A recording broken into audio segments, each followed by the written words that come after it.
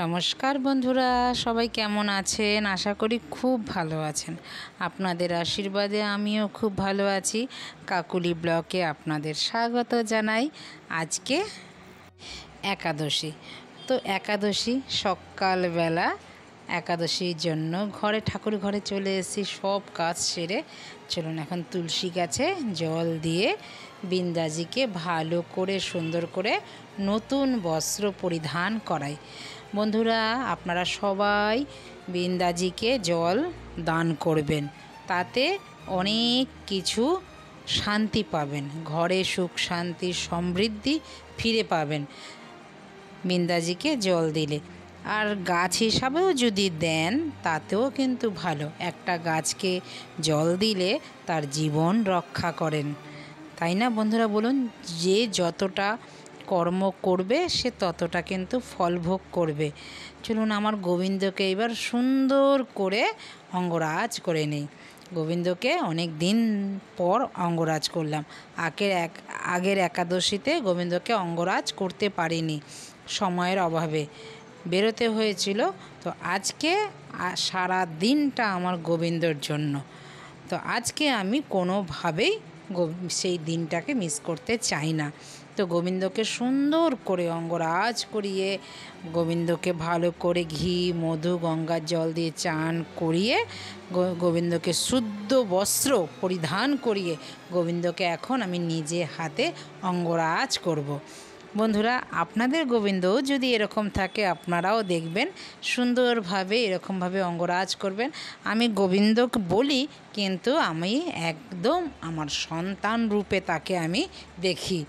আমার যখন গোবিন্দ আমার কোলে যখন আসে না, মনে হয় আমার সন্তান আমার কোলে আছে। মনে হয় ধরে সুন্দর করে একটা চুমু খাই, যেন আমার শান্তি পাই ওকে কোলে নিলে। আর আমার গোবিন্দ কিন্তু বেশ একটা শিশুর মতনই, কোলে না নিয়ে তাকে আমি কখনোই অঙ্গরাজ করাতে পারি না। আমার মেয়ে যখন ছোট ছিল, যেইভাবে আমি কোলে নিয়ে তাকে আমি কাজলের টিপ পরাতাম, কারো যেন নজর না লাগে, তো এখন আমি আমার গোবিন্দকে সেইভাবেই আমি কোলে নিয়ে তাকে অঙ্গরাজ করাই, তিলক দেই। তো দেখুন, আমি সুন্দর করে আমার সাধ্যের মতন আমি যেটুখানি পারি আমার ভক্তি সহকারে আমার গোবিন্দকে আমি সেবা যত্ন করি। যতটুকু আমাকে গোবিন্দ সাধ্য দেবে ততটুকুই আমি করতে পারি, এর ঊর্ধ্বে কখনোই পারবো না। সবই গোবিন্দর কৃপা বন্ধুরা। আপনারাও এইভাবে গোবিন্দকে সেবা দেবেন, এরকমভাবে অঙ্গরাজ করবেন, দেখবেন নিজে থেকেই মনের ভেতরে একটা তৃপ্তি আসবে। নিজের মন যদি শান্তি থাকে, এর থেকে বড় সুখ পৃথিবীতে আর কিচ্ছু নেই বন্ধুরা। তার জন্যই কিন্তু আমি সব সময় আমি গোবিন্দকে এইভাবে অঙ্গরাজ করে আমি গোবিন্দর কাছে সময় যে কাটাই, তাতেই কিন্তু আমার ভালো লাগে। আমার ভালো লাগার দিকগুলো এগুলো। চলুন বন্ধুরা, প্রতিদিনের মতন একটু গুনগুন করি গোবিন্দকে সাজাতে সাজাতে।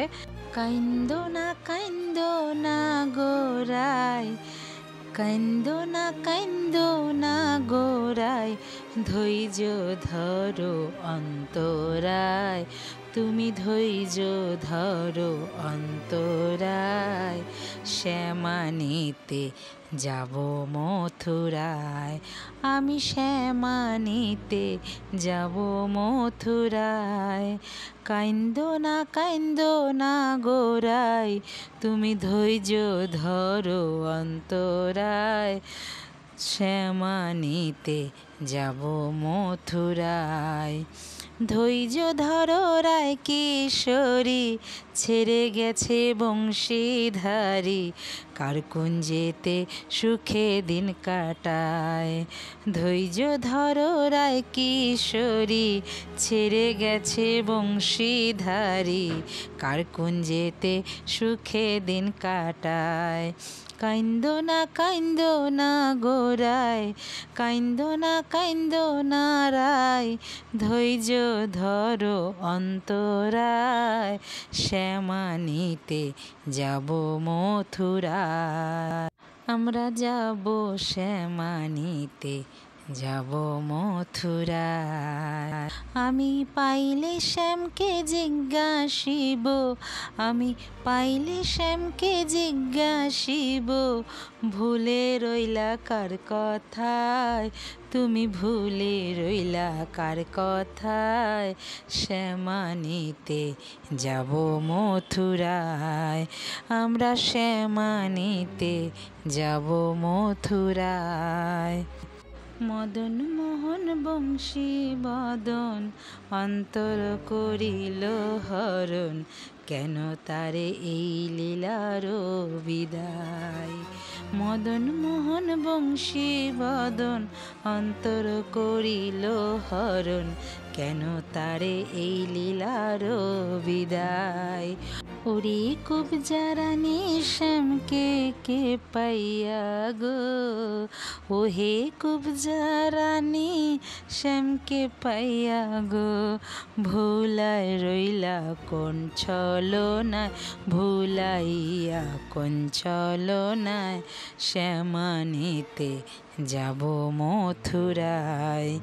প্রেমপত্র যাও গো লইয়া, প্রেমপত্র যাইব লইয়া, বলিব শ্যামকে বুঝাইয়া, রাধারানীর কি হইব উপায়, ওগো রাধারানীর কি হইব উপায়।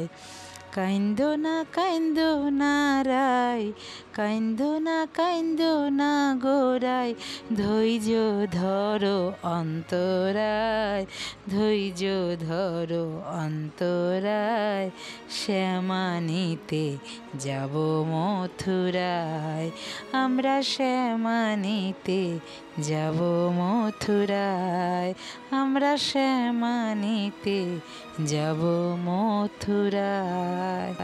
দেখেছেন বন্ধুরা, আপনাদের সাথে গল্প করতে করতে, গুনগুন করতে করতে আমার কতটা কাজ এগিয়ে গেল, অনেকটা কাজ এগিয়ে গেল। এবার চলুন সাবু দিয়ে, কলা দিয়ে, দুধ কলা দিয়ে সব ফলের বাটাটা সাজিয়ে নিই, যা যা আমার আজকে সাধ্যে জুটেছে গোবিন্দকে দেওয়ার মতন করে।